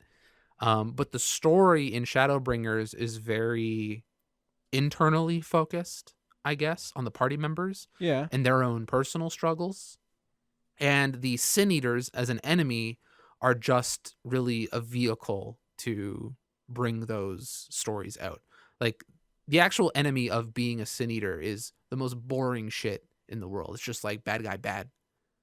Where in Stormblood, even though I guess if you wanted to like boil it down, like Xenos and Yotsuyu, who were part of like the evil empire, they were also like bad guy bad, but they were so crazy in a unique way that it made it interesting. And you also still had like the politic and story intrigue of like, we're going to fight a war on two fronts, and you're going to fight in both wars, and you're going to thin out the rebel forces so we can do this and this place can do this. And you're like going between continents. And it was pretty interesting. But in this one, I think it's just because they set it up as like, so this is the opposite issue of Persona 5 Strikers, where like they set it up as it's going to be so different. All right. It's like the warrior, you need to bring back the darkness, and like the darkness is the key factor here, and blah, blah, blah. Yeah. But as the story continues, you end up just doing the same shit with a different skin. But isn't that what the setup was? The setup made it seem like the story was going to be completely different. Like the light is evil and blah, blah, blah. But because it's an isekai, it's just like, in this dimension, light is evil. But really, the bad stuff from your world is just the good stuff in our world, right? And it's not that you're still going through exactly the same steps. And I kind of don't care. Okay. And I guess I'm also not as attached to the characters that have been in all these expansions as much as other people. Like when they start talking about like Yastola, like she's a cool character, but like I don't care. Wow.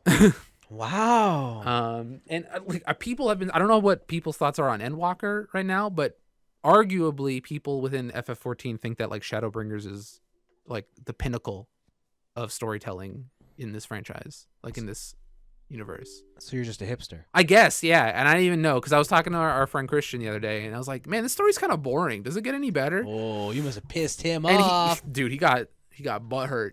He's so salty. I was like, "Does it get any better? This is like really fucking boring." And he's like, "What are you talking about?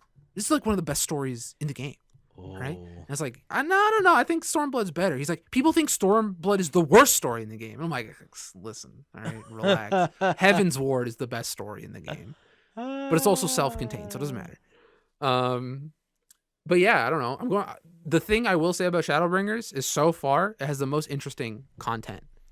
So outside of the MSQ, when I'm doing dungeons, raids, traveling around the world, all that stuff, all the mechanics, that shit is interesting as fuck.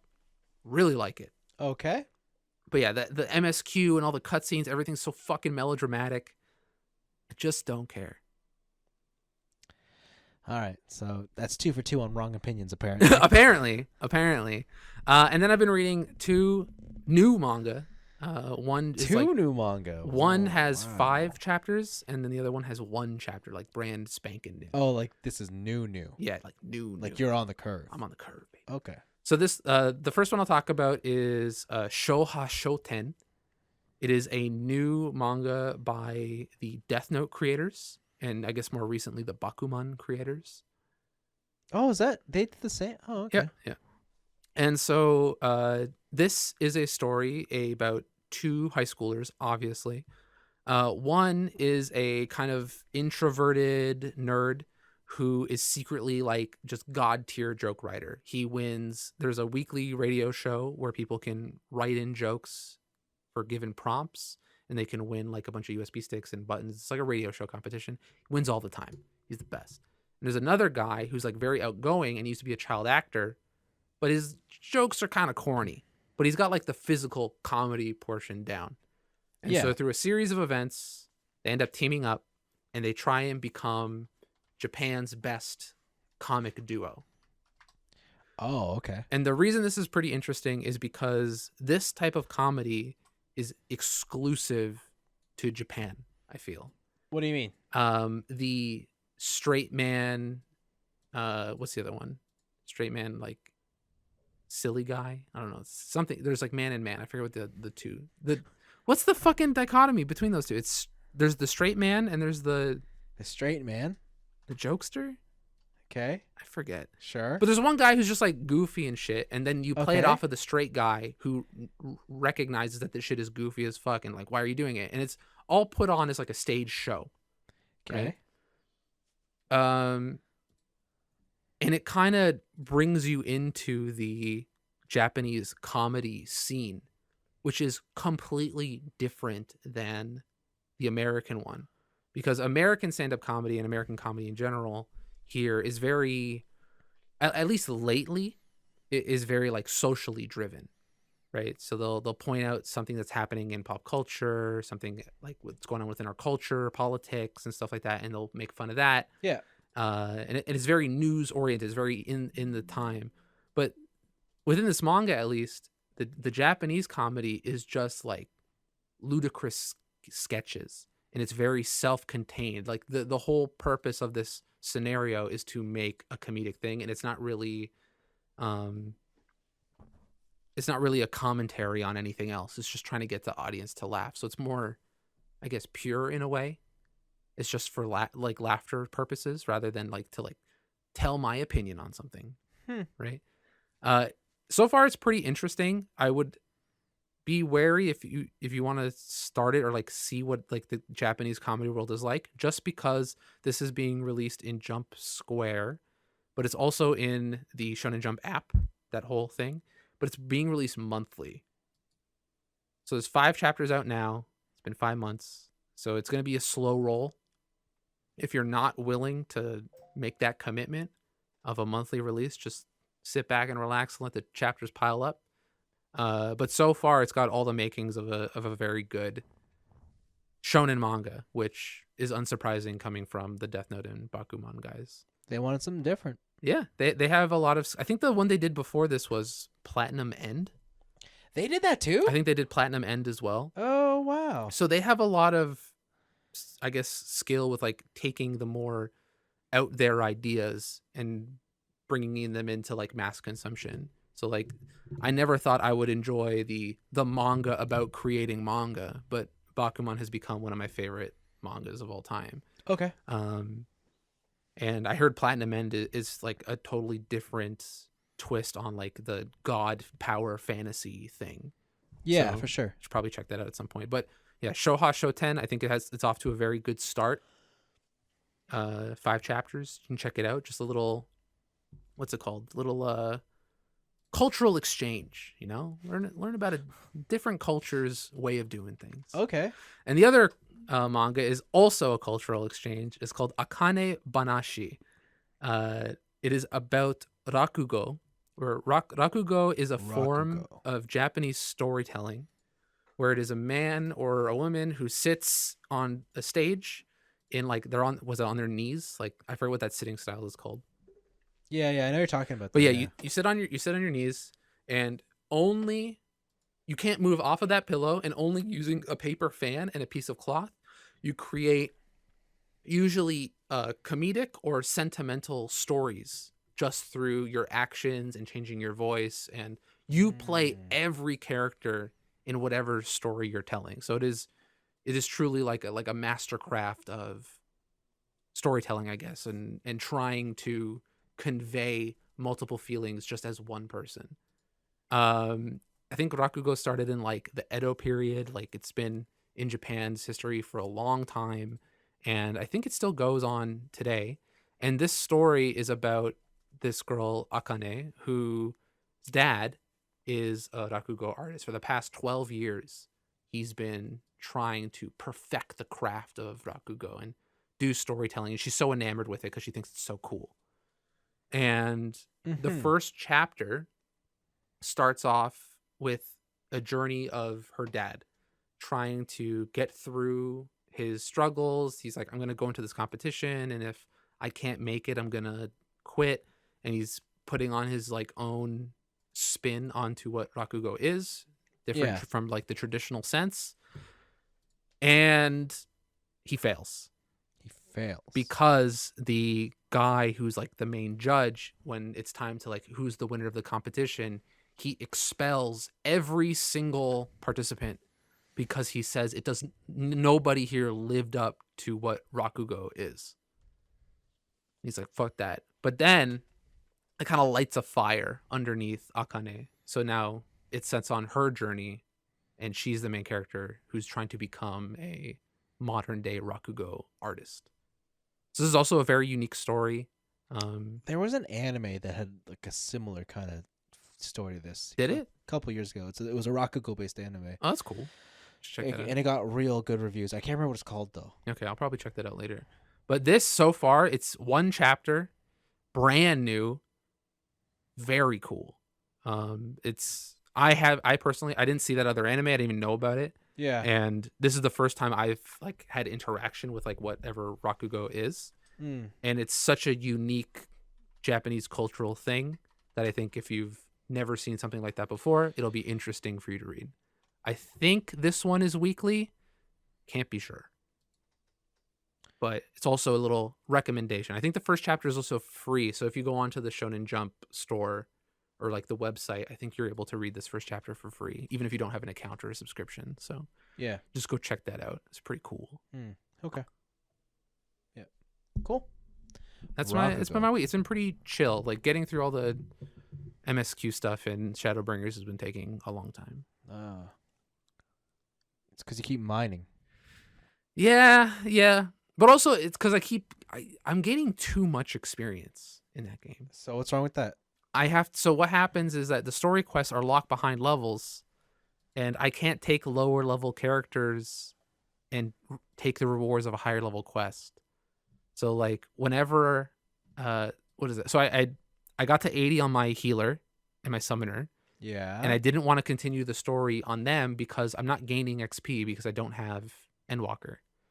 And just last night I got to 80 on my Black Mage, who I've been leveling up with the story quests, and now I'm like, okay, I'm not going to waste all the story quest XP on my Black Mage anymore because he's 80. It's maxed.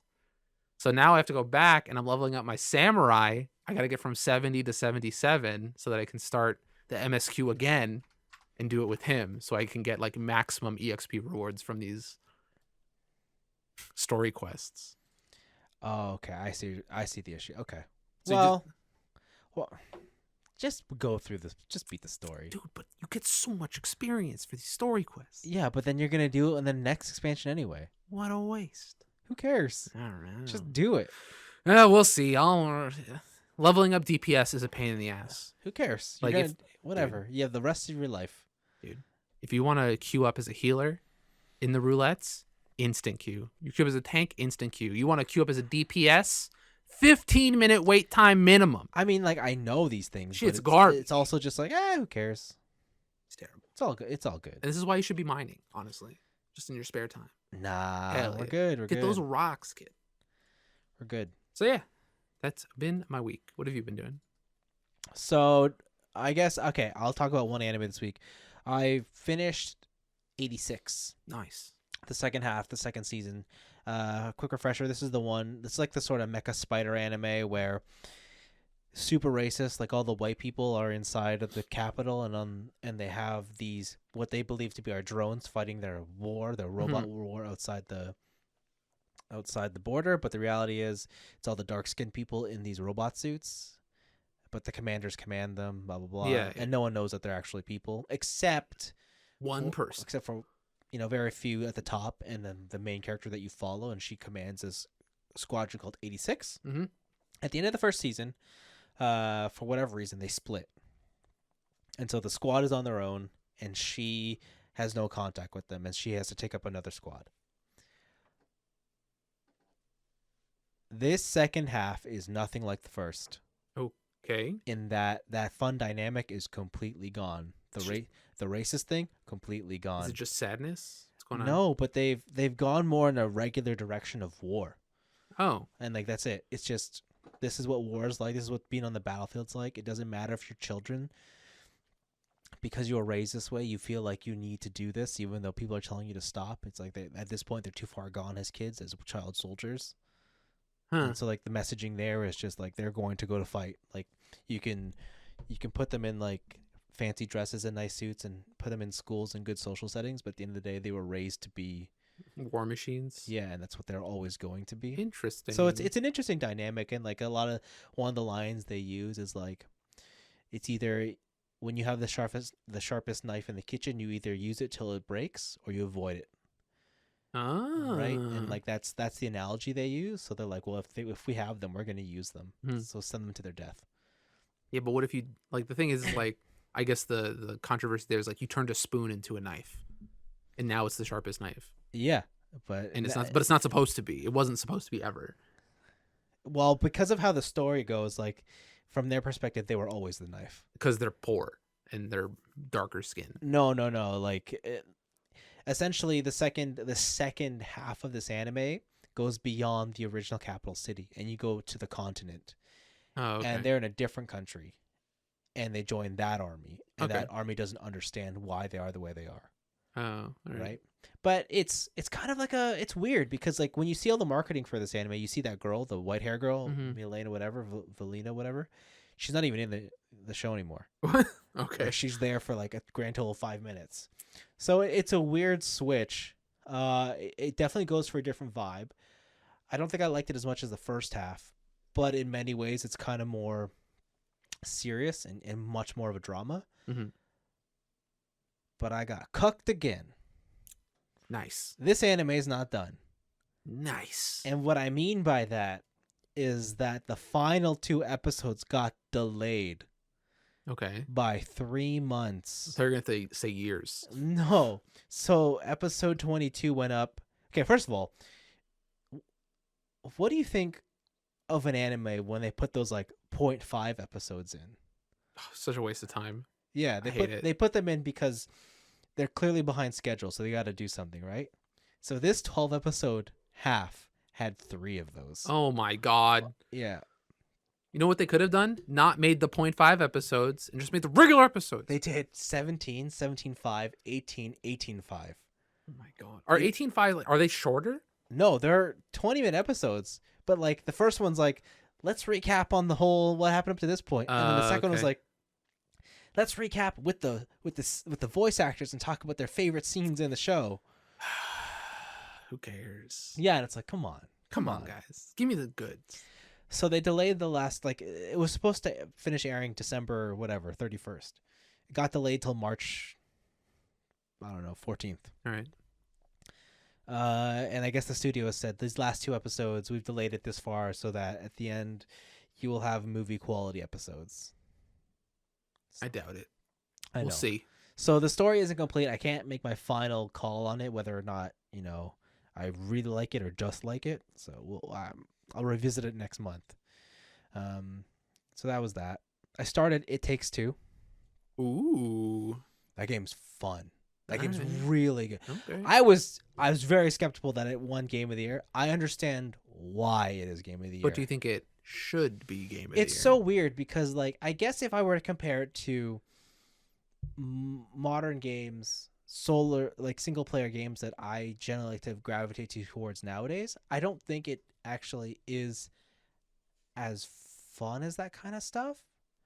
But I also can't remember the last time I played a couch co-op game that really evoked, I guess, the feelings that you originally got as a kid playing video games. Interesting. Right? Like, you can totally play Mario Kart together or Mario Party or like whatever sort of couch co-op games now, like modern ones. But I don't think none of them really capture the magic of playing with someone, like when you're a kid. Like, Okay.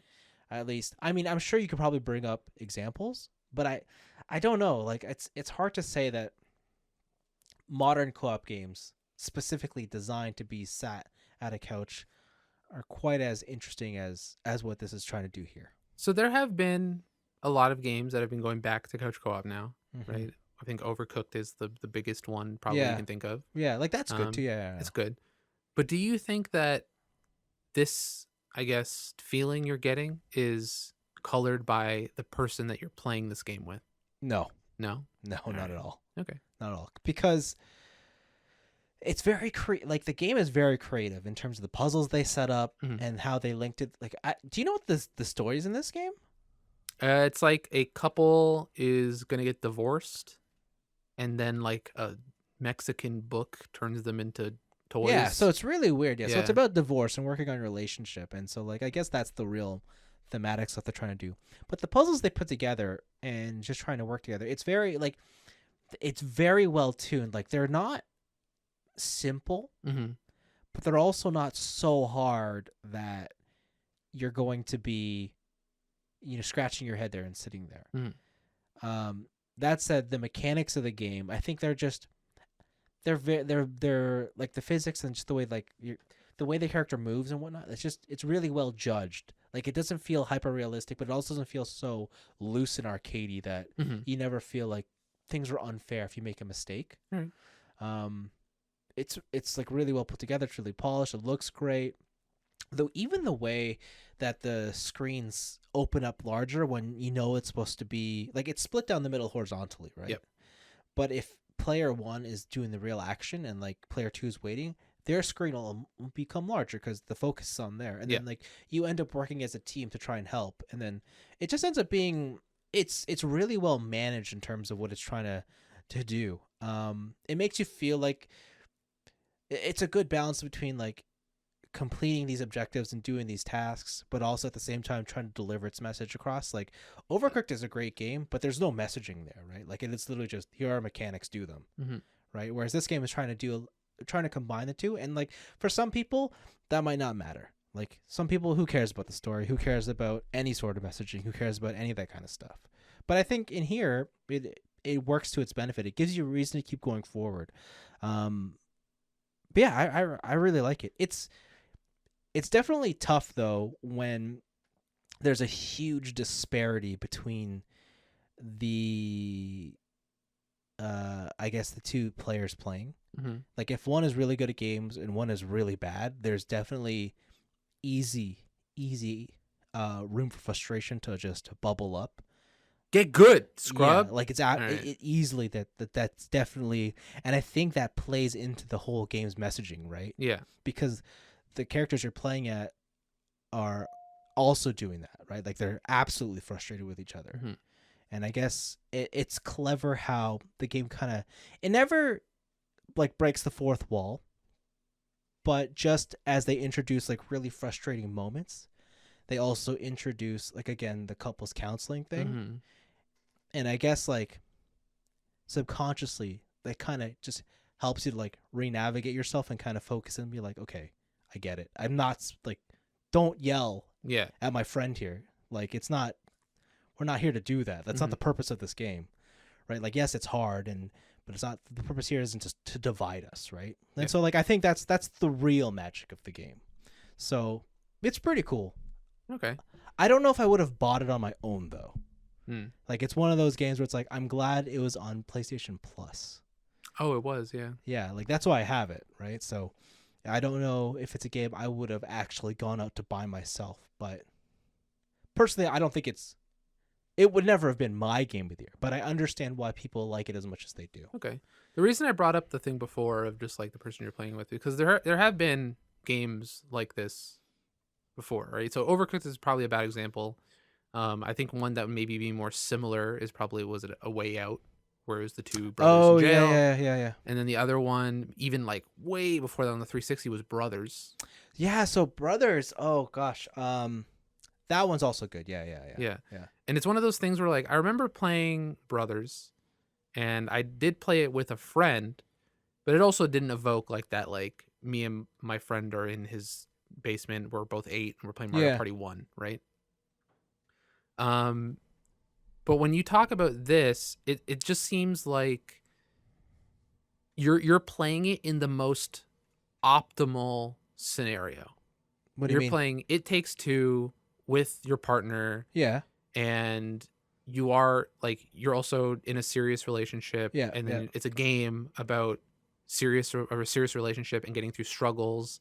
And then also you said you have like the dichotomy of one person is very good at games and the person is not very good at games. For sure. And that creates frustration, which then mirrors the frustration in the video game.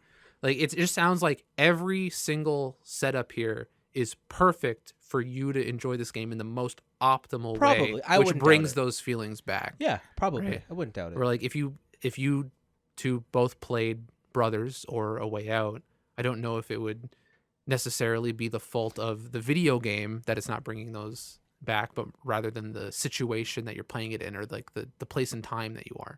I think it could be, but I think the difference between Brothers, because I played a bit of Brothers, is with that game, like if I was playing that with my brother. Yeah, right? But I don't know if that game mitigates like the frustration as well as this one does. Okay. Right? Like with Brothers, when you have a problem, you just have a problem. Mm-hmm. Right? But the game doesn't actively try and get you through that problem. Yeah, like it just like solve it. And Okay. I guess some brothers operate that way, Yeah. but Get others good, don't, right? bitch. So yeah, I totally take your point though. Yeah, maybe I am playing the most optimal setting, but I guess maybe that's why it is. Again, there's no other game right now that I can think of that I guess delivers on that front.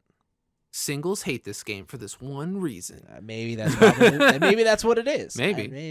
Maybe. Yeah, probably. So, but yeah, no, I think it's very good. It's a very good game. Is there even a way to play that game single player? No. So if you, I don't think so. Maybe you can play with the AI, but I feel like You're missing the point. Yeah, you're missing the point. I think you could also play it online with like a rando. Yeah. Okay. I just don't know if that. Yeah, you're right. I don't know if that would deliver the same experience though. Yeah. So it's one to check out, I think. I played the Triangle Strategy demo. That is Tactics Ogre. That is Final Fantasy Tactics. It is great, except I'm out, baby. Except don't play it on the Switch. Is it coming out on things other than the Switch? No. Oh. It's only coming out on the Switch. Oh. But they said that with Octopath, and they said that with Bravely Default. Yeah, it'll probably be a year. Yeah, and at this point, I have a lot of games. I'm in no rush. Uh, like it just runs like ass on the Switch, All right. which is doesn't really surprise anybody. We talked about it at the top of this show. The Switch is old hard. Like it is amazing how bad that thing runs. Yeah. Like I'm starting to notice it more and more. Like it's incredible. It's incredible. Yeah, and it's kind of sad because like I want more reasons to pick up the Switch, but every time I pick something up and I know that like I can have this same experience somewhere else 1,000 times better. Hell yeah. I will always take it now. Yeah, there are certain games like when they're not as intensive graphically where I would rather play it on the go, right there, and I would want that ability to just easily take my Switch to a friend's house with the cart and do whatever. Yeah. But I guess with games lately, it's been like less and less of that. Yeah, for sure. Absolutely. Especially, yeah. It's weird. It's weird that the Switch has picked up such momentum during the pandemic, and yet the main reason, like one of its biggest draws, is not the reason that it's picked up this momentum. Yeah. That's so strange, but it is what it is, I guess. I guess just a sign of the times. Yeah, for sure. I don't know, because it was also, we mentioned this before in a couple episodes ago, where it was like it was the only console available, right? If you wanted the new Xbox and you wanted the new PlayStation, good luck. Yeah, that's true. And I would also say it's price, but yeah. But Triangle Strategy, it is a strategy RPG. It's hard, but it's rewarding. Voice acting is awful. Hell yeah. I can't remember the last time things sounded so stiff. That's what I like to hear. Oh my goodness. I gotta hear these clips later. I couldn't believe it. I was just like, is this real? Is this real? Nice. They've built out this world. Like there's so much thought that's got into like the world building here. Like, and it seems very interesting, but again, it's just you're immediately pulled out of it when you just hear someone flatly reading the script to you, and you're like, okay, great. I probably could have just read this to myself. Yeah. So, whatever. And then finally, last week I beat Deathloop. Ooh, okay. If I played this last year, it probably would have been my game of the year. Wow. Because Deathloop is pretty awesome. So do you know how this game works? I would assume that it's somewhat like Dishonored, but with the caveat of it, like in terms of gameplay, but the caveat of it being you have to kill X amount of big bad dudes, but if you die, you reset to the beginning and then you try again. Sort of like that. It's you're on the right path. So the idea is you're a guy who's it's Groundhog Day. You're constantly reliving the same day, right? And yeah, the whole point is to kill the 8 visionaries in one loop to end the loop. Yes. But what you find out is like when you wake up basically on an island, and the island is split into 4 areas, right? And then there's 4 points in the day you can go to them. So there's the morning, noon, afternoon, evening. When you're in an area, you're there for that certain period of day. So if I go to the city in the morning, when I leave the city, it's going to be noon. Oh, okay. And I can go to anywhere else, or I can go back to the city. And so you can go to up to 4 areas in a day, and then it resets, and you do the same thing. When it resets, you lose everything. Okay, the only thing that you gain is your memories. And the whole point is you got to find all 8 visionaries, or all 8 targets, and then you got to figure out how you can get them all in the same place, or at least all in the same opportunistic window to kill them all. Because generally they're always moving around the 4 different areas during the 4 different times a day. Eventually, you find an ability that lets you take equipment back so that you can basically level up and stuff. Yeah. So in that sense, it operates kind of like a roguelike. When you're playing the game, though, like the real draw is you're basically a detective. You're going through and you're trying to put together pieces of information and understand everyone's patterns and thought behaviors and why they're doing this, how you can convince them to go somewhere else. And so, like, in the beginning, it starts out like you're killing people one by one, and obviously you realize I don't have enough time to do that. Yeah. And I don't have their schedule's enough to know this. It's easier if I can get them all the same place and just try and do it efficiently like that. Mm-hmm. And that's more or less what you do. There's really only one solution to doing this. Oh, really? There's only one solution to doing it. However, how you get to that solution is up to you. Like, if you want to be stealth, you can. If you want to go guns blazing, you can. You really, like, in terms of how you want to approach and play this game, it's up to you. Okay. Like, there's nothing holding you back from doing anything. You can in fact, I think you could probably get through the whole thing really quick and efficiently if you know what to do. I personally just grinded out a long time because I wanted to get all the powers and stuff. Mm-hmm. Because every time you kill one of the targets, they each hold a special power. Like, one of them is like a warp. Yeah. One of them is like invisibility. But then if you kill them again, you get an upgrade to it. And you could do that up to 4 times per person, or 3 or 4 times per person.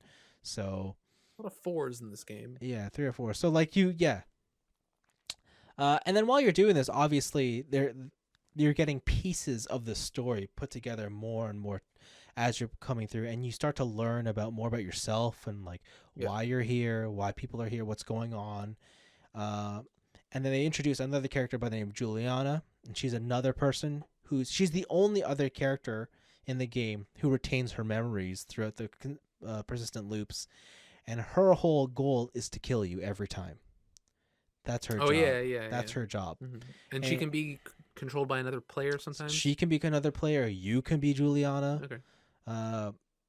And that part's fun because Juliana holds everybody's power. Ooh. By random. So if you kill her, she'll have someone's power at random. So there'll be instances where maybe you haven't killed a certain guy yet to get their power, but Juliana will have it. Yeah. And then you'll just get it. Okay. So it's fun that way. There's a lot of cool weapons, a lot of mods, a lot of things you can do. The powers definitely get interesting. Like, originally I ended up focusing on a power that gave you like the warp. Yep. So you can get to places. And then eventually that warp turned into I could double warp, where like you warp midair and then you stop and warp somewhere else. Mm-hmm. So it acted like a really long double jump, and then one of them is like you could swap places with people. Ooh, nice. So in those stealth situations where it's like, how am I supposed to sneak there without alerting them? I just switch spots. Yeah. And like they're just like, what the fuck? What just happened? Yeah. The game doesn't like, it has a really good job at holding your hand without actually holding your hand. Or at least it sounds like without showing that it's holding your hand. Yeah, like the game, like at no point does the game ever take control away from you. Okay. Nor does it just give you answers to things. Okay.